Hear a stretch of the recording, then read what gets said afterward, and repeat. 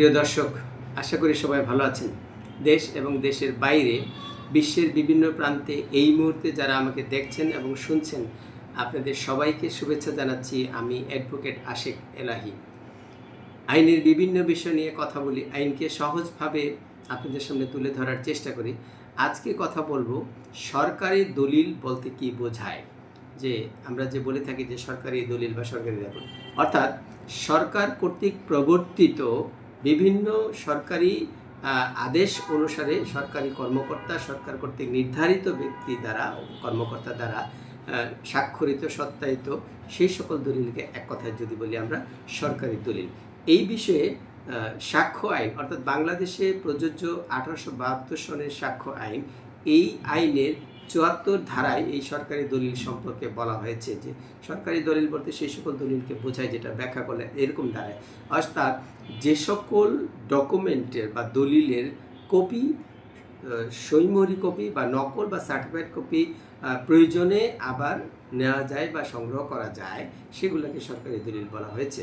যেমন আমরা যদি উদাহরণ হিসেবে বলতে পারি যে বাংলাদেশের যে কোনো রেজিস্ট্রেশন অফিসে রেজিস্ট্রিকৃত দলিল, সেই দলিলগুলো কিন্তু আমরা পরবর্তী সময়ে চাইলে নির্ধারিত নিয়ম মেনে, নির্ধারিত পদ্ধতিতে আবেদন করে প্রয়োজনীয় ফিস দিয়ে আমরা কিন্তু সেই দলিলের কপি আবার সংগ্রহ করতে পারি। অর্থাৎ সরকারের কাছে এই দলিলের একটি রেকর্ড থাকে, রেকর্ডভুক্ত থাকে, এবং আমরা আমাদের, অর্থাৎ সাধারণ জনগণ যারা আমরা রয়েছি, আমরা আমাদের প্রয়োজন অনুসারে সেখান থেকে সেটি সংগ্রহ করতে পারি। অর্থাৎ যে সকল দলিলের প্রয়োজনীয় সার্টিফাইড কপি সরকারের কাছ থেকে নির্ধারিত নিয়ম পদ্ধতি মেনে সাধারণ জনগণ পুনরায় বা একাধিকবার প্রয়োজন অনুসারে সংগ্রহ করতে পারেন, সেগুলোকে সরকারি দলিল বলা হয়েছে। যেমন রেজিস্ট্রেশনকৃত দলিল, সাবকবলা দলিল, হেবা দলিল, বন্টন দলিল, যত প্রকারের দলিল রয়েছে যেগুলো রেজিস্টার্ড আমমুক্তান, সেইগুলা। এছাড়া আরেকটি উদাহরণ যদি আমরা দেই, যেমন আমাদের যে জাতীয় পরিচয়পত্র রয়েছে, NID card, national ID card, এটিও কিন্তু একটি সরকারি দলিল।